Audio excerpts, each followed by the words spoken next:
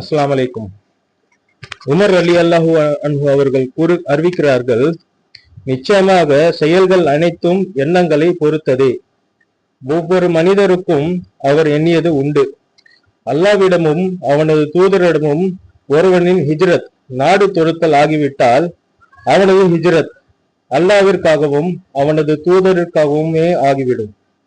ஒருவனின் ஹிஜ்ரத் உலகத்தை அடைவதற்காக அல்லது ஒரு பெண்ணை திருமணம் செய்வதற்காக என்று ஆகிவிட்டால் அவர் ஹிஜ்ரத் எதற்காக செய்தாரோ அதற்காகவே அமையும் என்று நபி ஸல்லல்லாஹு அலைஹி வஸல்லம் அவர்கள் கூறியதை நான் கேட்டுள்ளேன். அன்னை ஆயிஷா ரலியல்லாஹு அன்ஹா அவர்கள் அறிவிக்கிறார்கள், இறுதி காலத்தில் கஃபாவில் ஒரு படையினர் போர் புரிவார்கள்.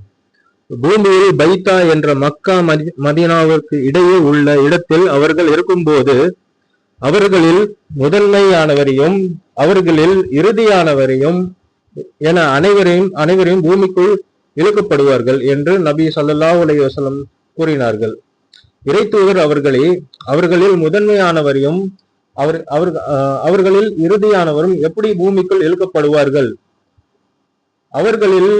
அவர்களது கடை தெருக்களில் உள்ளவரும் போர் செய்தவர்களில் ஒருவராக இல்லாதவரும் இருந்திருப்பார்களே என்று கேட்டேன்.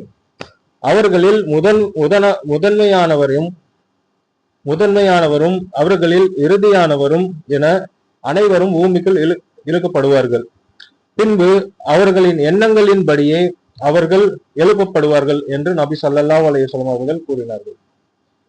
அன்னை ஆயிஷா ரலியல்லாஹு அன்ஹா அவர்கள் அறிவிக்கிறார்கள், மக்கா வெற்றிக்கு பின் ஹிஜ்ரத் என்பது கிடையாது. எனினும் இறை வழி போரும் தூய எண்ணமும் உள்ளது. நீங்கள் போருக்கு அழைக்கப்பட்டால் போருக்கு செல்லுங்கள் என்று நபி ஸல்லல்லாஹு அலைஹி வஸல்லம் கூறினார்கள். இதன் கருத்து, மக்கா இஸ்லாமிய நாடாக ஆகிவிட்டதால் மக்காவிலிருந்து ஹிஜ்ரத் இல்லை என்பதாகும்.